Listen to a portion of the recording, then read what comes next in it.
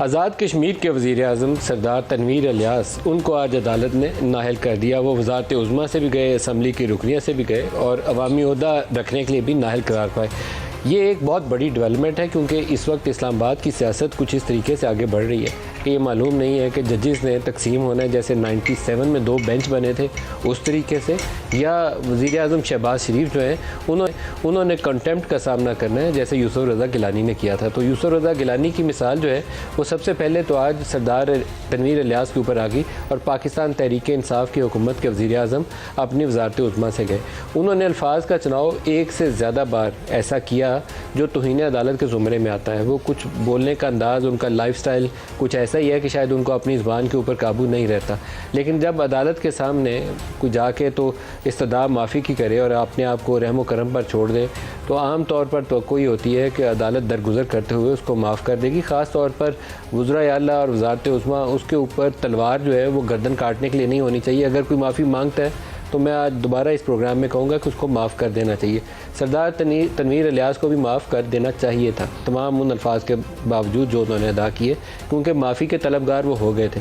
Defines करते तो सूरत हाल शायद मुख्तलिफ होती, लेकिन अदालत ने उनको माफ़ नहीं किया। क्या ये मिसाल इस्लामाबाद पे लागू होगी? मुझे अंदेशा ये है कि आने वाले दिनों में 97 वाला तजर्बा भी और ये नाअहली की तलवार भी, ये दोनों चीज़ें किसी एक सूरत में या दूसरी सूरत में कारगर हो सकती हैं इस्लामाबाद की सियासत में भी।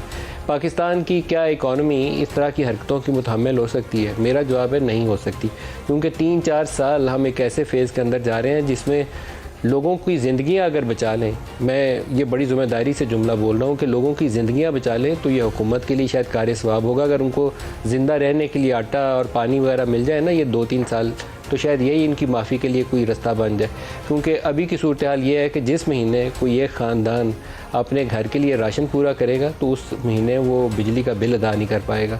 जिस महीने वो बिजली का बिल अदा करेगा उस महीने अगर उसके बच्चे स्कूल जाते हैं तो बच्चों की फ़ीस अदा नहीं कर पाएगा।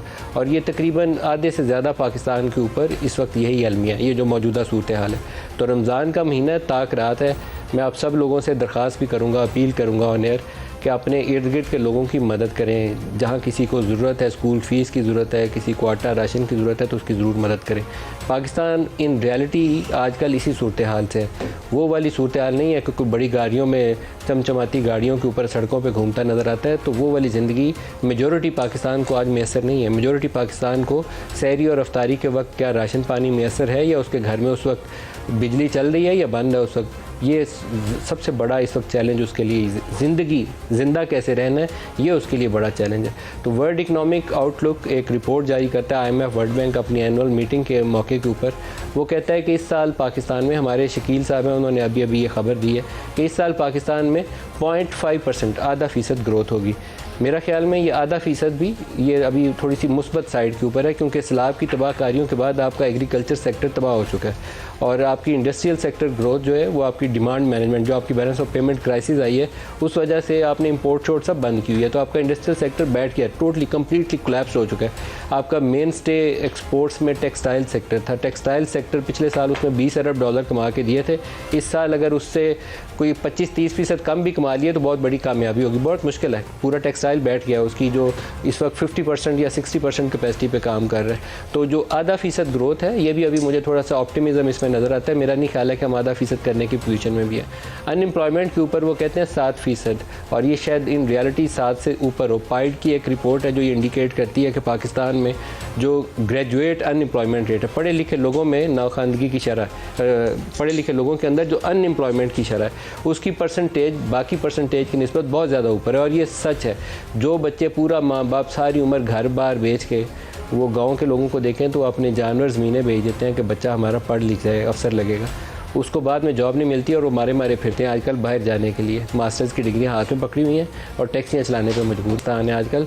और हमारे यहाँ लड़ाई ये है कि चीफ जस्टिस जो मौजूदा है उमर अता बंदयाल, इसने क्या करना है, या इसका मुखालफ ग्रुप जो है उसने क्या करना है। आज़ाद कश्मीर में सरदार तनवीर इलियास ने रहना है या इसका मुखालफ पीपल्स पार्टी का कोई बंदा आएगा वो वज़ारत उज़्मा संभालेगा।